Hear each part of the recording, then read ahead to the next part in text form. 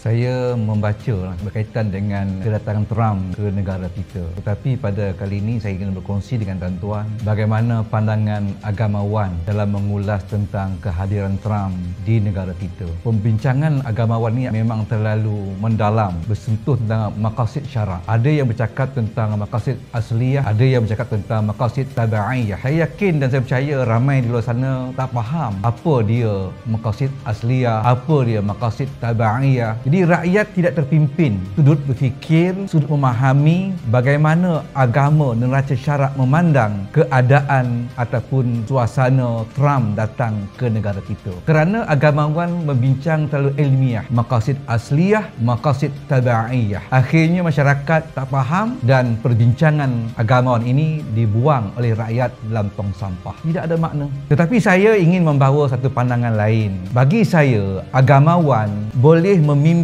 memandu cara rakyat berfikir dan menilai isu yang berlaku di negara kita, khususnya dalam isu Trump datang ke negara kita ini. Saya melihat sepatutnya agamawan berbincang tentang perkara mudarat, bahaya Trump dijemput datang dengan Trump tidak dijemput datang. Bukan kita bincang Trump dah datang, tetapi kita perlu berbincang perkara ini dari neraca keilmuan kita, keakademikan kita, iaitu menilai dua perkara. Apa kesan, apa mudarat jemput Trump datang, dengan apa kesan, apa mudarat dengan tidak menjemput Trump datang. Saya rasa ini lebih terpimpin gaya fikir masyarakat kerana antara dua keadaan yang dibentangkan, yang dibincangkan oleh para agamawan. Saya melihat kita ada 14 orang mufti. Satu negeri ada seorang mufti. Ada 14 orang mufti. Maknanya Perdana Menteri kita, Datuk Seri Anwar Ibrahim, sebelum lagi jemput Trump datang, di sekeliling Perdana Menteri ada 14 orang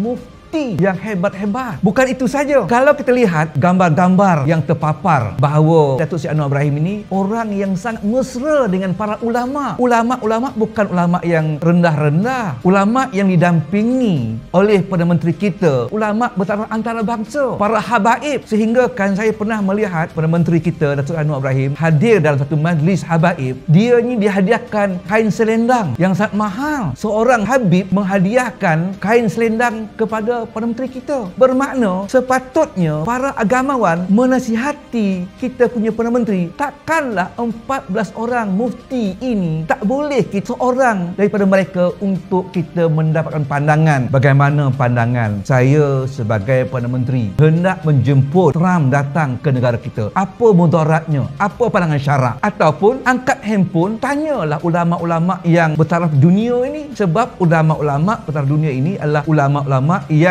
mampu dihubungi mudah-mudah oleh Perdana Menteri kita. Habaib ramai. Jadi bermakna sepatutnya kita mengupas mengapa Perdana Menteri tidak menghubungi, bertanya pandangan ulama, bertanya pandangan mufti tentang hasrat hatinya untuk memanggil Trump datang ke negara kita. Sedangkan Trump itu wajahnya, wataknya bukan wajah kedamaian, bukan watak kesenangan yang mengiktiraf negara orang. Dia watak menjajah, watak menguasai, watak untuk menundukkan dunia di bawah telunjuknya. Itu watak Trump. Tanyalah ulama-ulama, tanyalah mufti sebelum dijemput Trump datang. Ini sepatutnya kita ajar kepada rakyat kita supaya nampak tentang kesilapan yang dilakukan oleh Perdana Menteri kita dalam menjemput Trump datang. Kerana mengabaikan pandangan ulama dalam mendapatkan pandangan bagaimana seorang Perdana Menteri Malaysia hendak menjemput Trump yang wajahnya wajah penjajah, wajahnya wajah menguasai harta orang, wajahnya wajah menundukkan dunia di bawah telunjuknya. Ini sepatutnya. Baru-baru ni saya lihat baguslah ada seorang YB Hasan Karim melenting dalam parlimen pada persidangan parlimen 28 Oktober baru-baru ni. Sekurangnya baguslah dia melontarkan. Tetapi saya ada pandangan kepada YB Hasan Karim. Walaupun dia melontarkan pandangan dalam parlimen setelah datangnya Trump, setelah negara kita terikat dengan 1 trilion ringgit Malaysia dalam perjanjian perdagangan. Suara yang dikemukakan oleh YB Hasan Karim itu sekadar untuk melontarkan pandangan sahaja, bukan mampu untuk menyelesaikan masalah. Sebab negara kita telah pun diikat dalam perjanjian perdagangan yang bernilai 1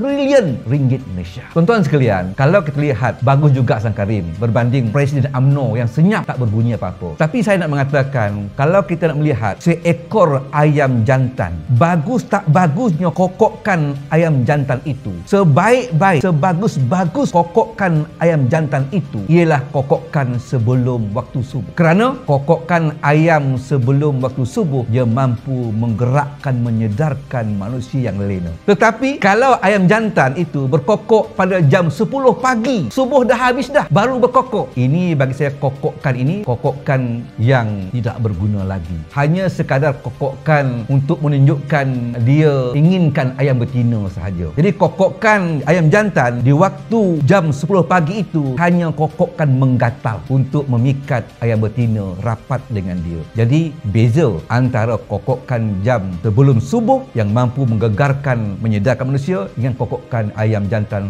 10 pagi hanya sekadar kokokkan menggatal sahaja. Itulah pandangan berjasa kepada isu yang berlaku berkaitan Trump datang ke negara kita. Kita mesti melihat sepatutnya isu itu perlu dihuraikan dari kaca hujah syarat tentang sebelum Trump datang untuk kita menimbang apa mudarat kalau tak jemput Trump, apa mudarat sekiranya kalau jemput Trump. Ini sebenarnya perlu dibimbing cara rakyat berfikir oleh para agamawan.